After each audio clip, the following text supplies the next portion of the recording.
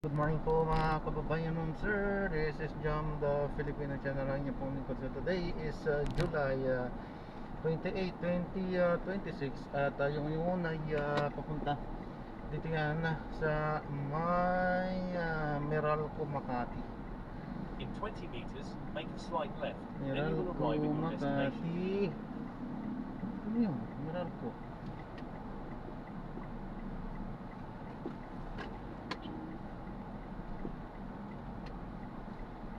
Dali lang po ha. You have arrived at your destination. Dito na tayo eh. Dali lang po. Dito tayo sa may Meralco, Makati. Dito tayo sa may Camagong, ang San Antonio, Makati. At dadalhin po natin sa may Anter Corporate Center sa may Salcedo Village, Bel Air, Makati. Okay, so magbabalik po tayo mamaya unti po pag nakuha na po natin sa disclaimer naman po today. Disclaimer naman po, ang content po natin ay kalsada at hindi ang passenger, kaya naman sumasakali man po na may marinig ka mga pangalan ng lugar, pangalan ng tao, pangalan ng organisasyon sa government o private man yan ay wala pong kinalaman ng channel na ito. Andito lang sila. Arriving in 10 minutes at 12:39 p.m. This route is toll-free. Turn left, then turn left.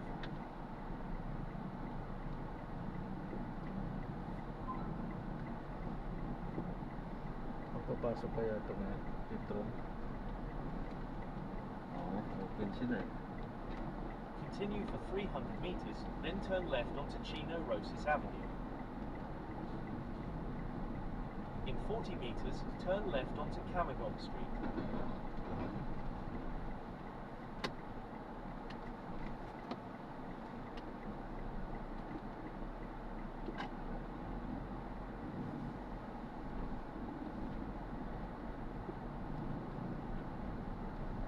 In 50 meters, turn left at the traffic light.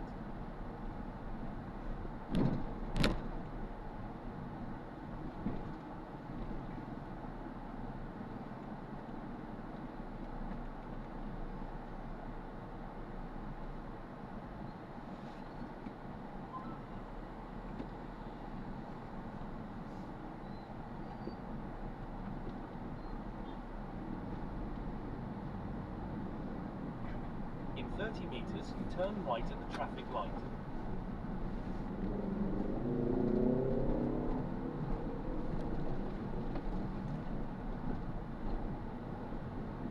Continue for 600 meters, then turn right onto Nicanor T. Garcia Street.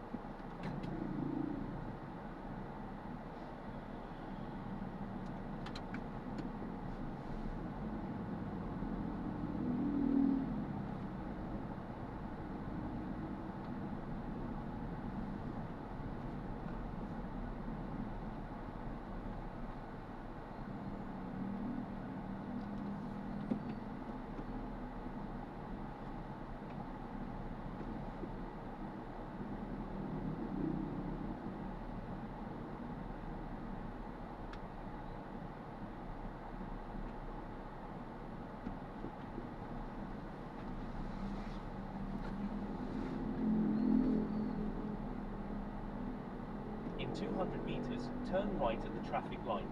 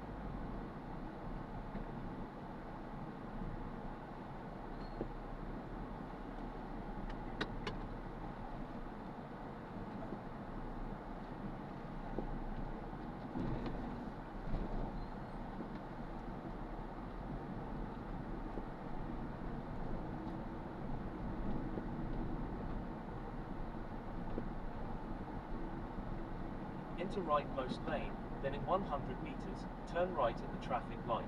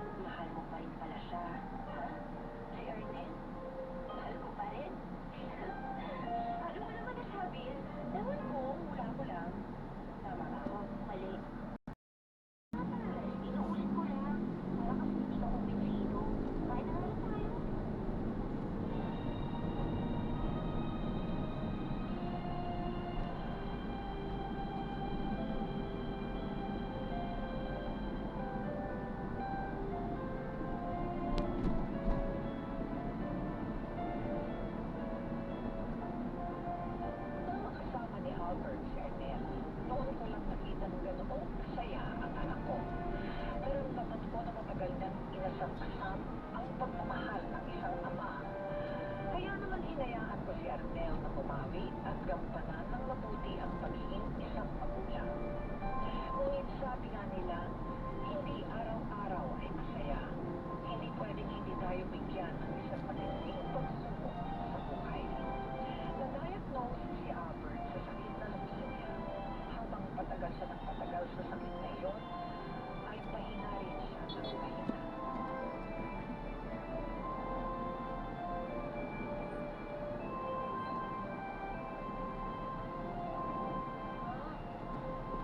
Bakit anak? May masakit ba sa'yo? Gusto mo ba tumawag ako ng doktor? Hindi po, ma. Ayos lang po ako. Si Papa po. Pinauwi ko muna para makapagpahinga naman siya.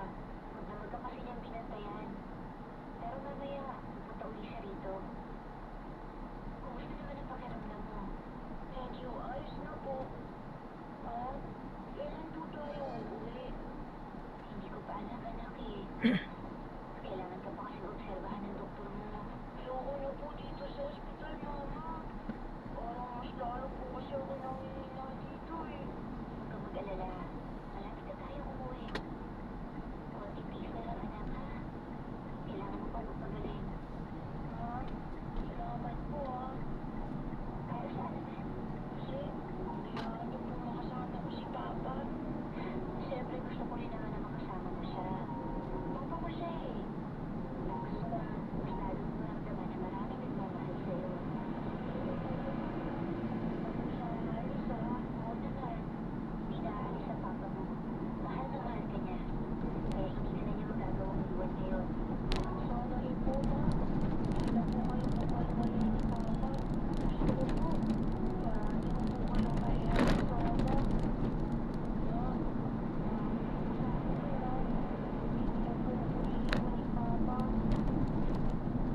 Oo naman, anak. Bakit ka naman namin iiwan? Mahal na mahal ka namin para gawin yun. Basta, anak, gusto ko rin may pangako ka sa akin na ano po yun? Na magpapagaling ka, na hindi ka susuko. Malalaban ka para kay mama at papa. Pwede ba yun, anak, ha? Kasi tulad mo, ayaw rin namin na iwan mo kami. Opo, ma. Alam ko po, nagkagaling ako. Kayo po nag-aalaga sa akin eh. Marami kong tatasaan na mahal na mahal na mahal na mahal ka ni Papa. Yun ang hindi magbabago.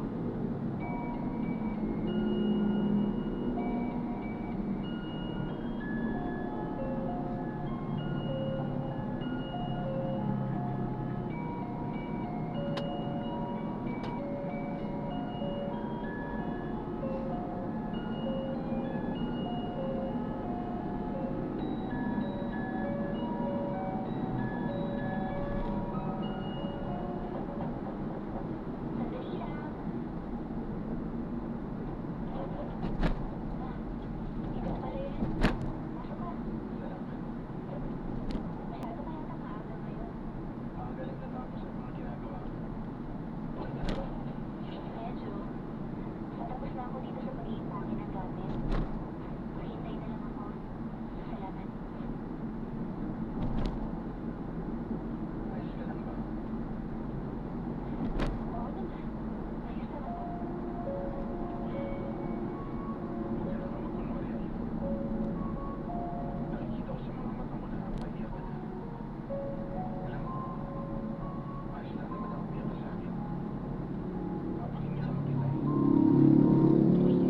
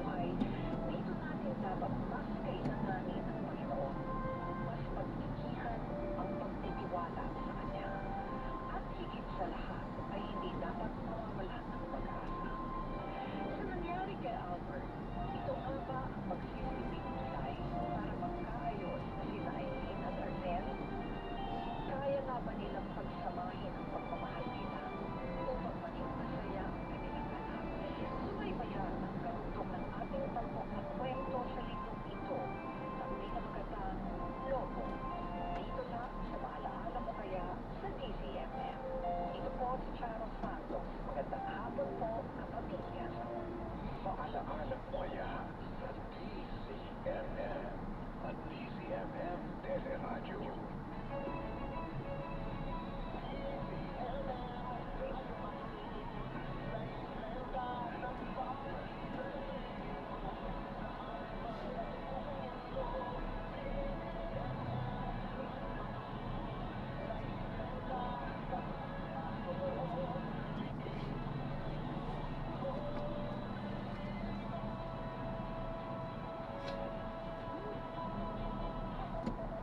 Saan ba ganun? Ito po ang DZMM, bahagi na ng kasaysayan ng Pilipinas sa nakalipas na 40 taon. Noon, ngayon at sa mga darating pang panahon. Patuloy na magbabalita, maglilingkod at magbabantay. Sabi ng ABPO kapisanan ng mga broadcaster ng Pilipinas. Ang Philippine Standard Time ay kalahating minuto bago magalauna ng hapon. Oras na dinsensyo ng Department of Health. Bawat buhay, mahalaga.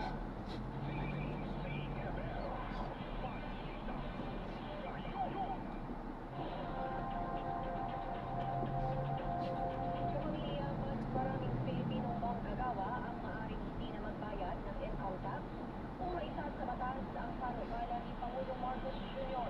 Sa kanyang sona, inihayag ng Pangulo ang maaaring itaas sa 350,000 pesos na taunang kita ang saklaw ng mga hindi na magbabayad ng income tax. Ayon sa Department of Labor and Employment, hindi lamang mga minimum wage earner ang makikinabang, kundi pati ang mga kumikita ng bahagyang mas mataas sa minimum wage. Sinabi rin ng DOLE na kailangang maamyenda ng National Internal Revenue Code para may pakatuparan ang panukala. Kapag naipatupad, mas malaking bahagi ng kita ng mga manggagawa ang mapupunta sa kanilang pamilya sa halip kung sa buwis. Sa ibang balita, mahigit 3 bilyong piso ang halaga ng umano'y radioactive at substandard steel products na sarsam sa paibagong rate ng NBI sa Pampanga. Narito ang kumpirmado. Siguradong balita hatid ni Radyo Patrol Rowen Cuento. Rowen. National Bureau of Investigation at Presidential Anti-Organized Crime Commission ang mahigit 3 bilyong piso ang halaga ng umano'y radioactive industrial materials at substandard steel products sa isang steel manufacturing company sa Sarat, Pampanga. Ang version, naresto ang 4 opisyal na kumpanya at nasa 347 na Pilipino ang 37 times workers sa umano'y na-expose sa radioactive condition sa planta. Ayon sa NBI na paglasan sa inspection ang iligal na paggamit ng maliit na radioactive material. Paggawa ng substandard steel products, hindi na mga paglaban sa labor at occupational safety standards. Narito Sa labas ba siya? ang Philippine Nuclear Research Institute ang alpha Sa labas ba? ng radioactive material sa pasilidad Sa labas kung ba? saan sa pumagagawa ang pinagtino nila ang na-expose sa radiation. Kumikomenda ni Department of Health ang patuloy na medical monitoring sa proyekto. Sumunod po Hindi ang ako Business sa- September ng Medical sa- Resources ang kagarap ng pagpapalagay ng operasyon ng kumpanya. Natatandaan sa October 2024, nagpapala ang Philippine Iron and Steel Institute hindi sa pagkalap ng substandard steel guard bilang bahagi ng Central at Northern Luzon. Sa 36 steel guard sample sa Ministero sa mga hardware stores sa Central at Northern Luzon. Naging ito ang mag-standard at standard. Nirekomenda ng NBI ang magsampa ng mga kasong paglakad sa Philippine National Nuclear Energy Safety Act, ang Six Substances of Hazardous and Nuclear Waste Control Act, Consumer Act, and Air Act at lumamangil na batas dapat sa naging dalawang opisyal at isang holders ng kumpanya. Kaya nabalitang kumpirmado sigurado sigurado noon. Kwento, DCMM. Maraming salamat, Rowen Cuento. Sa ibang balita, lalaki na trap sa nasunog na bahay sa Cagayan. Balita mula sa Cagayan at ni Cesar Galati. Cesar. Bakas na 52 anyos na lalaki matapos ma-trap sa loob ng kanyang nasusunog na dalawang palapag na bahay sa barangay Alimoa, Claveria, Cagayan. Ayon sa paunang ulat ng Claveria Police Station, hindi umano nakalabas ng bahay ang biktima na may epilepsy at wala rin kasama sa bahay. Natagpuan ang kanyang nasunog na labi malapit sa pintuan ng bahay. Tinatayang maaabot sa mahigit 120,000 pesos ang halaga ng mga ari-arilang natupo. Patuloy pang iniimbestigahan ng mga otoridad ang pinagmulan ng sunog. At yun ang balitang kumpirmado sigurado para sa DZMM, Cesar Galak. Maraming salamat, Cesar Galati. At yan ang mga balita. Basta't may nangyari. Nakareport agad sa DZMM. Manatiling nakatutok sa DZMM Facebook at YouTube channel. Ako si Trish Solinda.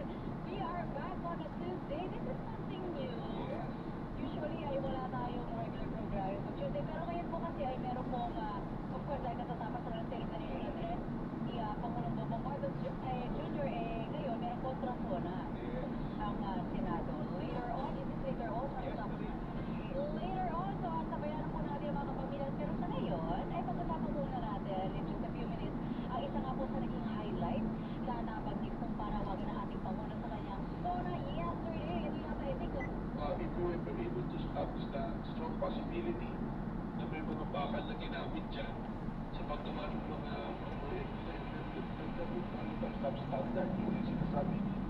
Kasi kanina, responsibility ng contractor yan. Hindi yan makakapit. Hindi, and also by the contractor to ensure that there are reports may matutulan din tayo makapagtawang sa Inirekomenda ng NBI yung pag-usik sa 12 na company officers na operators including kasama din sa nilang mga naaresto. Armado ng search warrants ng Estado ng Suru at ng PAOK na may 3,000,000 dito na radioactive bearing at substandard finished steel products ng kumpanya na discovery din ng extensive legal at occupational safety violation sa na yung wage-related violation sa binuang magbigay ng mandatoryo ng mga beneficiaryo sa mga at sa pinahang National Protective Equipment agad na pinag-utos ng DNR at iba pang consent agency yung pag-isip ng operasyon ng kumpanya upang matigil na rin yung institusyon ng regarding construction materials na nagkumalang po ng matibak at tao Executive Director Benji Binacorta sa mga pagkaparehong negosyo na susunod sa batas dahil natatanggalan dito yung kalusugan ng ating mga kababayan na nanganganib din madali ng cancer at iba pang karamdaman.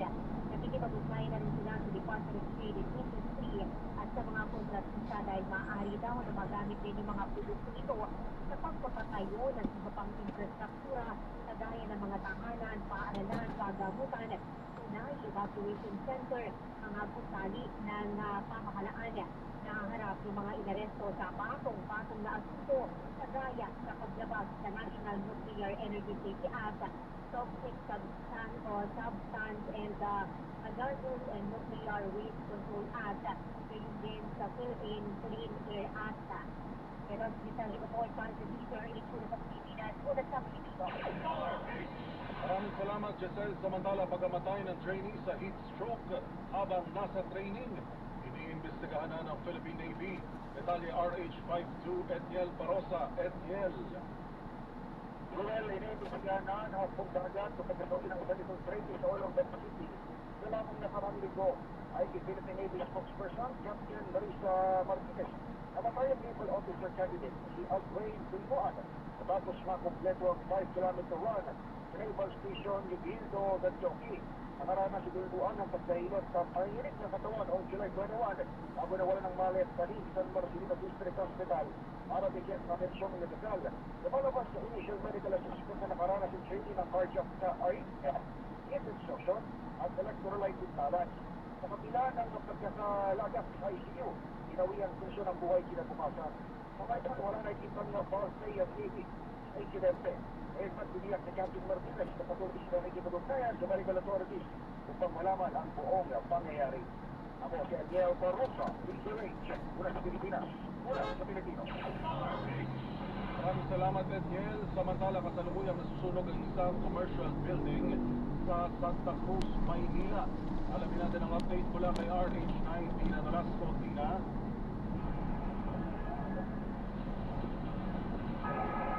Go ahead, Tina.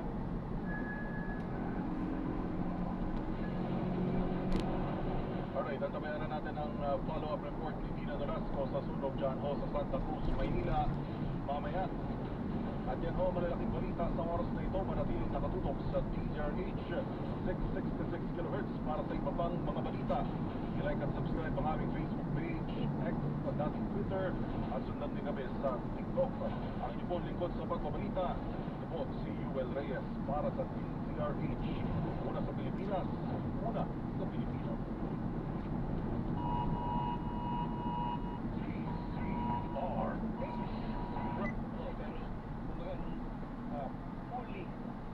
Ginawa na siyang privatize, nag-iwan na lang na tinatawag na mga government regulatory agency, particular na nga dyan yung Energy Regulatory Commission na dito rin kumbaga binigyan ng mga kapangyarihan kasama partner yung pag-i-impose itong or pagbayad na yung mga private utility companies, electric utility companies ay otorisado sila na magsingil nung mga nawawalan nagkakasala sa pamamagitan ng pagnanakaw at iba pang mga non-technical sources Kapag ng po ba systems loss. nasisira, sabihin po natin, di ba, binabagyo tayo. So may mga ilang distribution lines minsan na naapektuhan po nito, may mga transmission tayo nagkakaproblema, systems loss din yun. Oo, pero tandaan natin, partner, kasi nga, para mo yan, kumbaga para mapanatili yung walang patid na paghahatid ng kuryente, definitely kailangan mo palitan yung mga nahulog, mga natumba, mga Oo, tama. naputol. And yung mga incurring cost for repairs, yun Yes. po ba ang nasa systems loss charges natin? Actually, not so much, pero kumbaga, halimbawa, Tumbo, malakas, tandaan natin, mabilis. hindi pa buong Kapuluan Okay. ay electrified. Di ba meron pang Tama ilan, yan. mga Totoo yan. ilan yung households. Nabawasan na, pero hindi pa lahat. So kasama, Mabilis dun sa yan. mga upgrades, Okay. kasama sa mga Lakas repairs, yan. kasama dun sa modernize, gagawin, kumbaga, Fiber, kung ano man yung makabagong teknolohiya Pagkabanggaan para yan. mas matipid, mas safe, at syempre mas convenient for the consumers. Lahat yan, anumang upgrades dyan, syempre kailangan mong ubusan ng kapital, kailangan mong gumastos. At lahat yan ay nababawi ng mga naglalabas ng pupunan Oo, sa distributors. mga consumers. At lahat yan, kumbaga, papaalam muna nila sa ERC, pwede ba namin gawin ito? Okay. Ngayon, kasi ang tanong, Mhm. Arena pala, no? Dahil inilagay Sa arena po ba yun? Oh, ito na yung arena eh. Pwede ba dito na sa side? Both sides? Ah, dito na lang sa- Pangulo sa Ah, ating ito Kongreso, pwede na. na Pwede ano. yung Ito na lang yun eh. authority ng mga Pwede. distribution companies na magpasa Naka-stop na nga. ng Sige, dagdag sige. na singil para doon sa mga systems losses. Hindi ibig sabihin mo wala ng systems losses. Pero sinasabi niya, isa sa mga dahilan niya, partner, kanya para mapilitan itong mga electric companies na yan na maging efficient. Habulin yung mga nagnanakaw para hindi nyo na kailangang singilin. Yung mga nagnanakaw, sigilin nyo, ipakulong nyo. Dahil sa batas, pwede ipakulong. Hindi lang yung mismong kuryente ang ninanakaw, kundi yung mga mismong kawan, yung mga electrical materials, di ba? Yes, oo. Pinag-usapan na rin natin. Nag-cover ako ng ganun part, Correct. nag-ako sila ng mga Mga tanso-tanso at ibang pang mga Oo. mga sa kanila, napakadelikado ng ginagawa kasi nga, iba ito live, paano mo puputulin yan, paano mo man lang hahawakan yan nang hindi ka, nang walang panganib sa iyo. May iba yung mga partner, yung mga metro mismo ang ninanakaw. Oo, Ginagawa bawal nila. din yun, di ba? Kasama yan doon sa Anti-Electrical Pilferage Act. Pero dito, sa batas natin ngayon, partner, merong, kumbaga, may authorized percentage Yeah, na tama. pwedeng singilin. At Sa mga consumer. oo, at yan, for the first year, kung di ako nagkakamali, 15%, 14.5. What do you mean by 14.5? Ng overall? Ayan, sir, na maraming salamat po sa panonood. Hanggang sa ulit. Ingat. God bless. Hindi Paalam po. ginastos eh. Kumbaga, ito yung mga nawawala na, kumbaga, hindi yung konsumo, kundi lahat ng hindi nakarating sa atin for various reasons. Yung nga, pagnanakaw, pilferage, etc. etc. And then 14.5 Ng million. lahat ng yon, ng systems loss, hindi pwedeng 100%. So kung tutusin mo, maliit na bahagi na yung ino-authorize ng batas. Pero ang panukala ng ating presidente, tanggalin na yan. Okay. Because it will greatly help us. Oh yes, Okay, partner. paano ba kalaki yun? Partner, ang mga ano dyan, mga increase. Siyempre, pag pinagsama-sama mo, malaki rin minsan centavos lang. Oo. Pinag-aawayan, partner. Naku, nagpupulot tayo ng Ang piso. diba? Correct. So, kasi pagka per kilowatt hour yan, partner, hindi Oo. yan, kumbaga, automatic na 14% lang across the board. Hindi po, per kilowatt hour, angat nilang angat. Hindi yan tumataas ang singil natin. Oo. Habang tumataas din ang konsumo natin. Tingnan mo to, 10%, tingnan mo, tinignan ko yung meron ko bill ko, partner. Ito po yung for a couple of months ago, but the bill was 4,443, Magkano ang systems loss, partner? 469 pesos and 43 So, centavos. magkano yun? Ilang porsyento yun? Siyempre, hindi tayo marunong Oo. Pero pababa, medyo malaki yung almost 500 yung partner. Oo. Eh, ilang kilong bigas din yun yung pagkain para sa ating Correct. mga kapamilya. So, Mhm. malaking tulong yun, especially kapag accumulated yung mga matitipid. I-multiply mo yan ng buong taon. Laki nga. For Oo. several years, partner. Oo. Pero hindi lang yan. Kumbaga, tandaan natin, Mhm. laging merong trade-off. Kasi kung hindi mo na pwede ngayon ipasa sa consumers, sino na ang mapapata niyan? Okay? Is the question.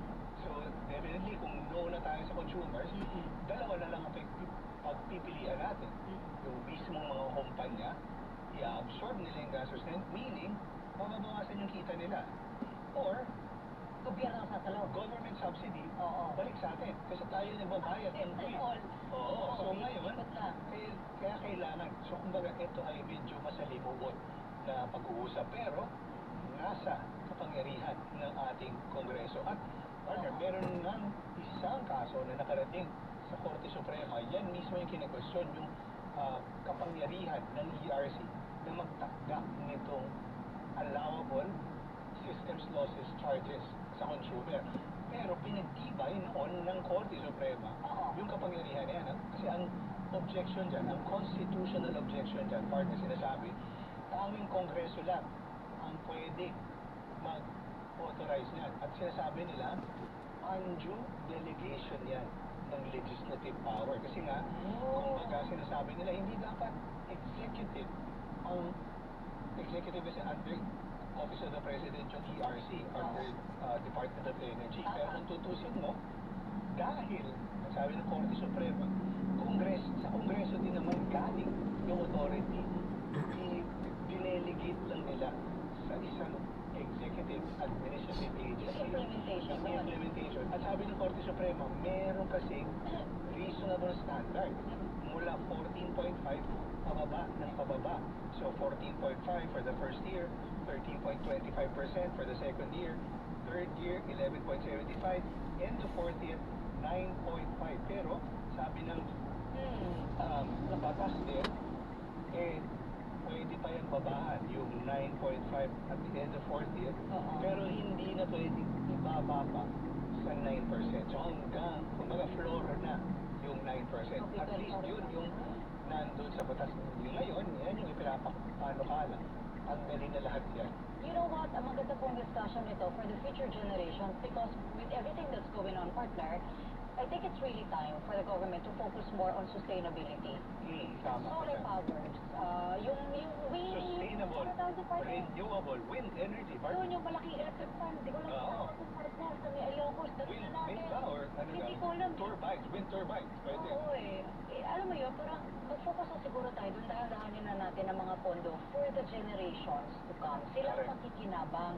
Kasi ang worry ko naman, if gagawin natin yan, either baka baguhin lang yung pangalan ng charges, hindi na lang Sintertos ang tawag dyan sa bill mo para di mo mapansin. Baka baguhin na lang, mag-isip sila na ibang pwedeng gamitin for sailing tayo. Partner, yung sunlight, yung solar, yung wind, mas Hydro. mura. Of course, hindi ibig sabihin mas mura, wala nang gastos. Kasi para mag-build mo yung solar panels, yung kanyang connection dun sa grid, yung mismong wind turbines na yan, may gastos pa rin po yan, malaki rin po yung investments. Pero kung sinasabi natin, hindi ka dependent halimbawa sa oil, petrol. Alam ko. Oo,